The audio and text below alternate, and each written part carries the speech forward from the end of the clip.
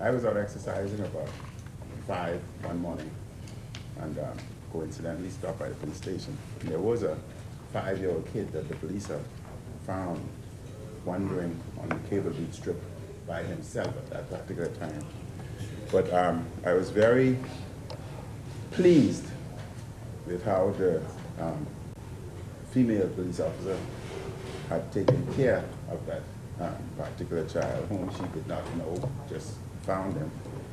But the police had taken it upon themselves even to go home to their home and bought the necessary clothing and whatever else the child needed. And I think the police need to be congratulated for the excellent job they have done. What I witnessed myself. Madam Speaker, I rise again on behalf of the Kalani constituency to contribute to the debate on the law reform and Revision Bill 2023.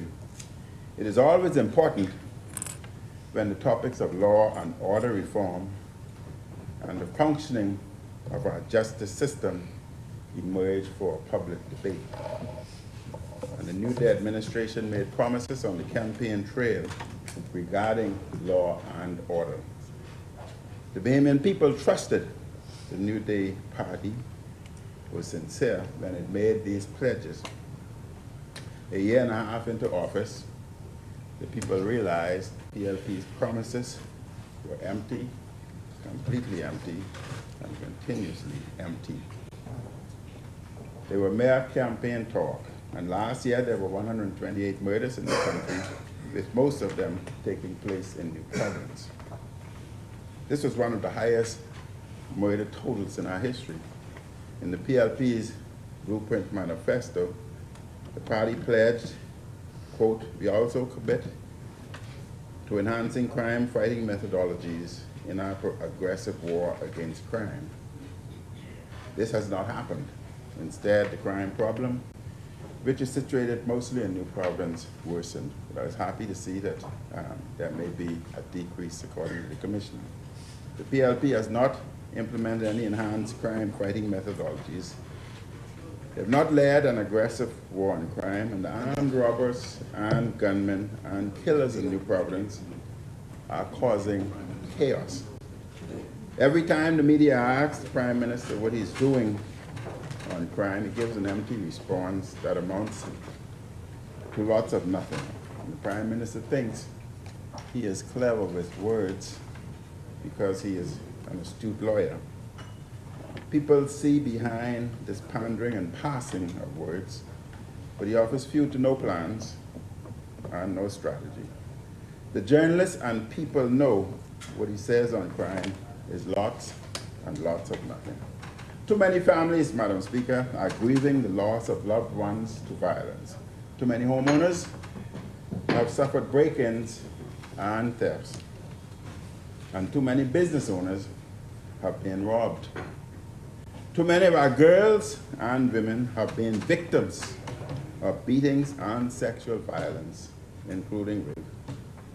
We can no longer, Madam Speaker, keep our heads in the sand, as this is contributing to mental illnesses and dysfunctionality, not only in our homes, but in our society. We sincerely hope that the police will investigate thoroughly allegations of violence and rape against a member. Serious allegations were made against the police, and investigations need to be done there. Investigations cannot take almost a year, as was the case with Elizabeth. Investigations against known FNMs were completed quickly. We expect this to occur in this particular case. The women in Kalani, Madam Speaker, it was amazing that I was in the gym the other day and there was 20 or so women, and all of them were asking the question about the investigation because they're concerned. Madam Speaker, the question must be asked, why has the sitting member not yet being called in for questioning. I was called in by the police for questioning and interrogation with respect to the food program, and I cooperated. It would be my recommendation to the member that if the police does not call him, he should voluntarily go and state his case. Gender violence, Madam Speaker, must be quickly passed if we are serious. Marital rape must be quickly passed, again, if we are serious. Rape is rape, be it in marriage, in relationship, or otherwise. And too many women tend to lose their voices or remain silent through it all because they don't feel that there will be justice or even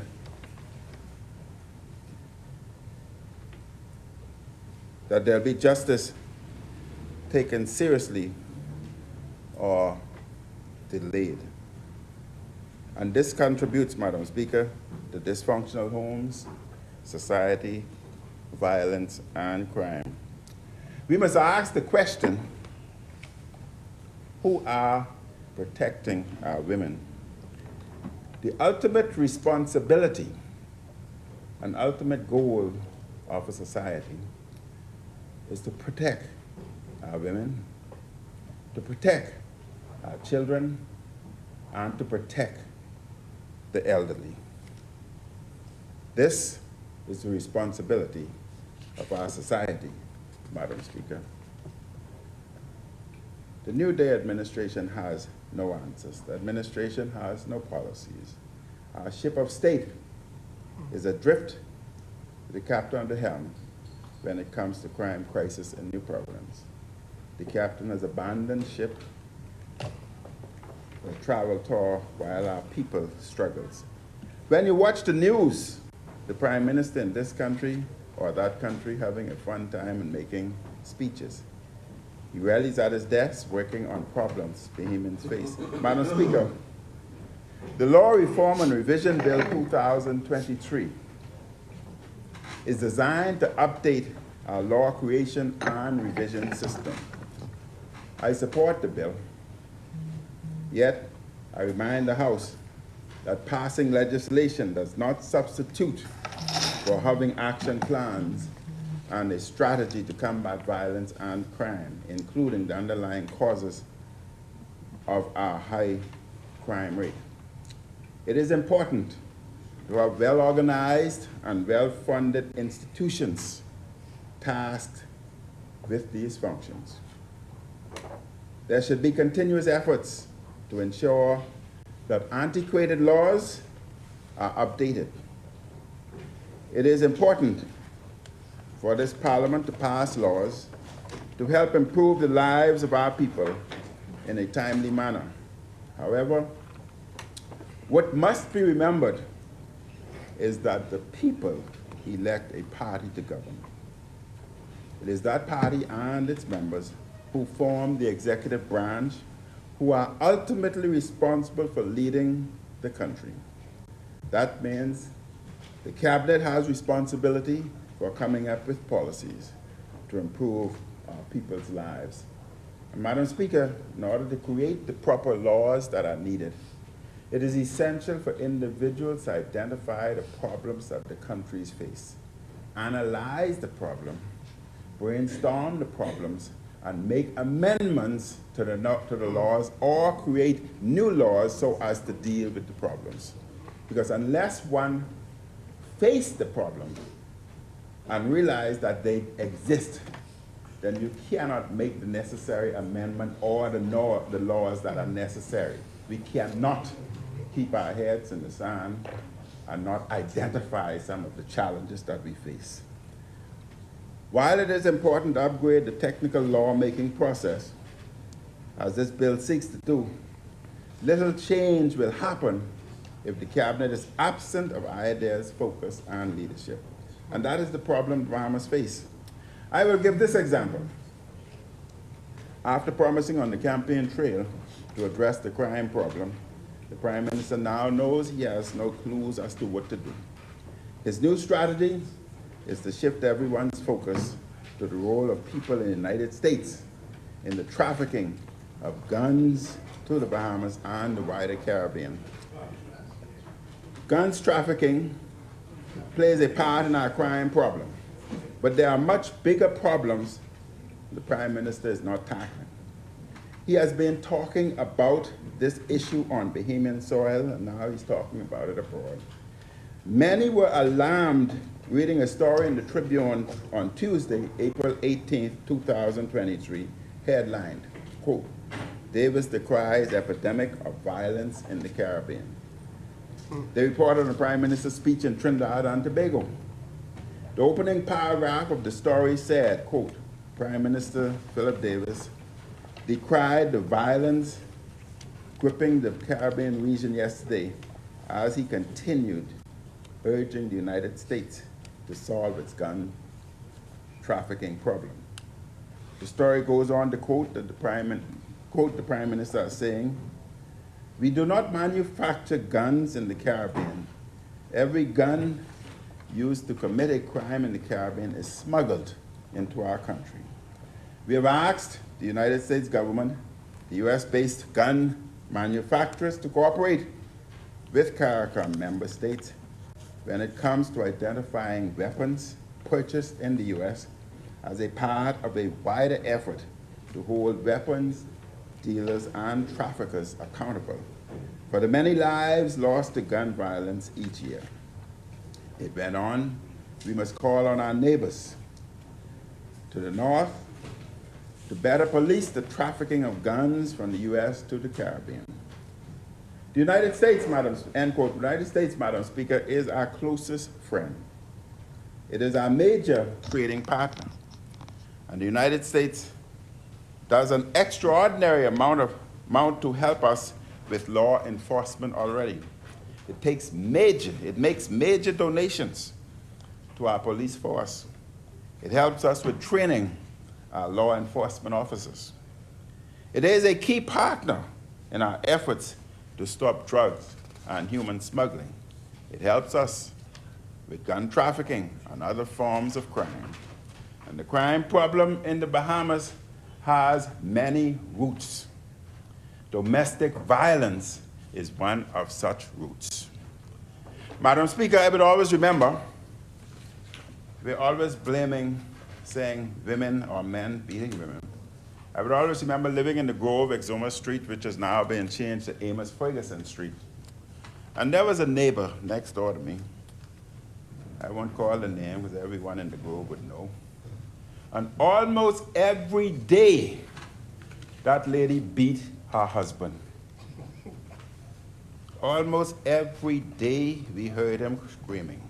But men are usually embarrassed to inform the police or public that they are being bashed.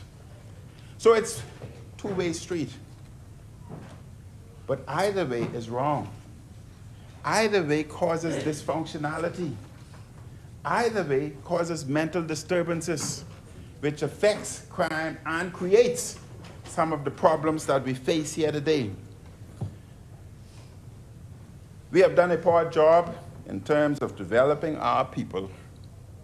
Unemployment is chronically high. More needs to be done to provide Bahamians with affordable and quality health care and housing.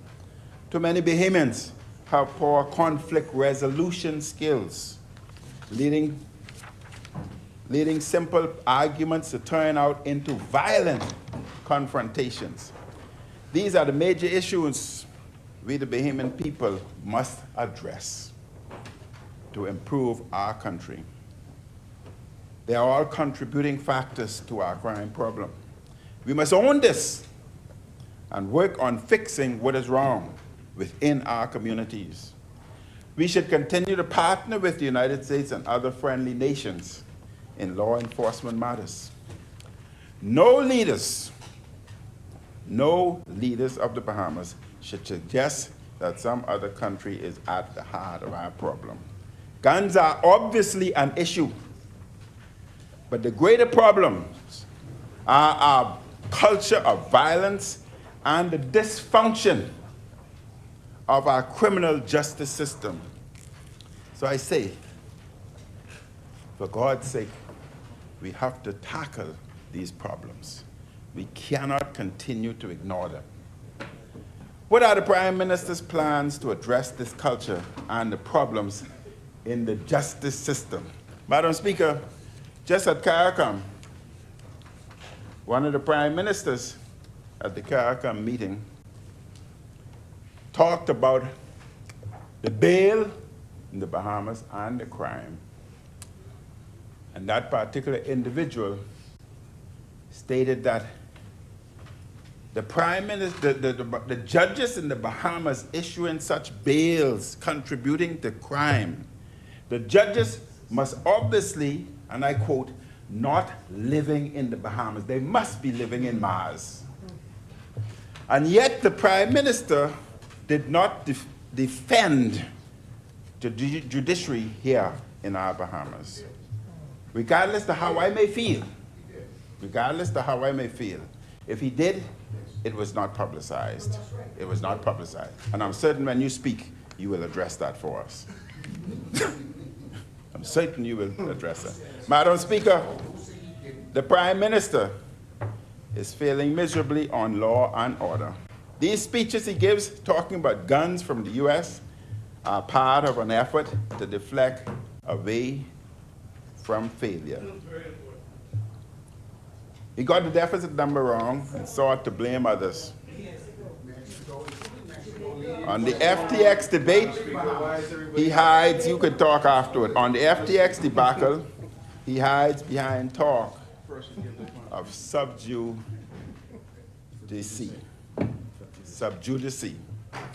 Duck, deflect, hide, ponder, and pass.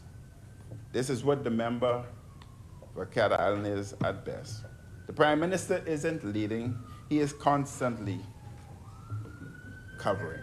The Bahamian people want law and order restored in our Bahamas. And they want and need a leader who has vision to do so. Madam Speaker, the Prime Minister's refusal to directly address questions on FTX is deeply disturbing and reflects a pattern. Much of what has been said on FTX is in the public domain. On a host of issues related to FTX, the Prime Minister is hiding behind talk of subjudice. We are not asking the Prime Minister to prejudice the courts, but listen to where I'm going. For example, the Nassau Guardian reported on December 30th last year, quote, the Davis administration has hired a US law firm to help it with public relations and communications regarding the collapse of cryptocurrency exchange FTX. It went on, the Nassau Guardian obtained a copy of the engagement letter between the government and Brown Rudnick LLP. The letter from Clara Quivoy, head of digital commerce at Brown Rudnick, is dated December 6, 2022, and addressed to Attorney General Ryan Pinder. Quivoy wrote, "Dear Ryan, we are very pleased that the Commonwealth of the Bahamas has engaged Brown Rudnick LLP. This letter sets forth the basis on which Brown Rudnick will provide certain non-legal services, the scope of such services, and terms and conditions on which we will perform them." Quivoy continued, "We have agreed to represent the Bahamas as of the date hereof in connection with its public relations and communications regarding FTX Digital Market Limited and its respective affiliates and subsidiaries and their owners, managers, employees, and counterparties." Quivoy noted that Brown and Rudnick may be required to register as an agent of a foreign principal under the Foreign Agents Registration Act, FAR, due to these activities. She wrote, "Fees for our services will be based on the time expended by each lawyer and other Brown-Rudnick personnel, including personnel we temporarily engage on your matter. Multiplied by that person's hourly rate, Brown-Rudnick will apply a 10% fee discount to all invoices. The letter notes that payments are due within 30 days of the date of statement. If the foregoing correctly reflects our understanding, please sign, date, and return to me the enclosed copy of this letter, Quivo stated. The letter ends with a heading that reads, consented and agreed to the Commonwealth of the Bahamas. Regarding its work for the Bahamas, Brown-Rudnick noted that it already spent $30,801.50 in connection with various administrative tasks, including printing, research fees, and travel. In a separate document filed in the U.S. Justice Department as part of its obligation to register under FARA, Brown-Rudnick said, given the significant attention by the U.S. government and media surrounding the collapse of FTX, Brown-Rudnick anticipates that it may perform additional activities which fall outside the legal exemption that require Brown-Rudnick to communicate on behalf of the Bahamas with media outlets in the U.S. and or U.S. government agencies, and or participate in meetings with representatives of the U.S. media and or government agencies to discuss the Bahamas' activities and bona fides. Rudnick anticipates that it may also contribute to written materials, taking a position on the same, may share such materials through its website or social media, or may commit to the U.S. media on such materials. It added, note that we have yet to begin providing services under this agreement. The document noted that Brown and Rudnick will prepare a disseminate information via magazine, newspaper, lectures, speeches, email, websites, social media, press releases, letters, or telegrams. And that information will be disseminated to public officials, legislators, government agencies, newspapers, editors, educational groups. Will the Prime Minister and the government please confirm the details of this story, none of which are sub judice? Has this law firm or any other law firm or public relations company been hired by the Davis administration? And what services are this firm or any other firms providing? How much has this cost or is costing the Bahamas? The answer to these are related, and related questions have nothing to do with sub judice. The country wants to know how public funds are being spent and who is representing the country. Moreover, they are seeking to protect the reputations and or offer legal assistance to any particular Bahamians, including the Prime Minister, the Attorney General, or any other of his ministers or PLP officials or donors. In the interest of law and order and transparency, why is the Prime Minister ducking questions on FTX? Madam Speaker, the Nassau Guardian editorial, November 22nd last year, Prime Minister Philip Davis, statement in Parliament last week that he has every confidence that the Bahamas will emerge from the proceedings involving FTX with an enhanced reputation as a solid digital assets jurisdiction was far from convincing. If anything, the Prime Minister appeared to possess an unhealthy level of delusion over the reputational damage that is already evident as a result of the fallout from the calamitous collapse of the cryptocurrency exchange, which had been welcomed with open arms by the Davis administration and which operated from the Bahamas. It appears without any real evidence of a corporate governance structure. The Bahamas is getting a black eye at every turn on this, and it is impossible to find any benefit in turning a blind eye to that reality. The editorial continued. In Parliament last week, Prime Minister also said that to date, we have not identified any deficiencies in our regulatory framework that could have avoided this. That statement had many people who are closely watching this FTX debacle wondering if Davis's declaration was premature. Yesterday, the Prime Minister also said criticisms of the Bahamas in the wake of the FTX failure is an unfair characterization, and that he was not concerned about the jurisdiction's reputation, though he acknowledged there are reputational consequences. The strong criticism, Madam Speaker, of the jurisdiction and questions about the strength of our regulatory regime are coming from many sources, including the Wall Street Journal, which recently noted, quote, having regulations and enforcing them are two different things. It noted, too, that while it is still unclear how severely FTX collapse will affect the Bahamas, experts expect it will harm the country and its reputation as a crypto hub. We cannot imagine what the Prime Minister is basing his conclusion on, that the country will emerge with an enhanced reputation. Time will tell.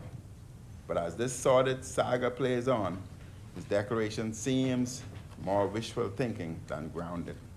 Madam Speaker, I went through that because it's essential when you're talking about law reform, creating new laws, amendment to laws, it's essential for you to identify the challenges and the problems we face, be it FTX, be it domestic violence, be it crime. Unless we're prepared to openly speak about them, we cannot make the necessary laws or learn from the experience that was presented to us so that we can make the necessary laws and amendments so that governments moving forward, either present or future governments, would not fall in the same category or make mistakes.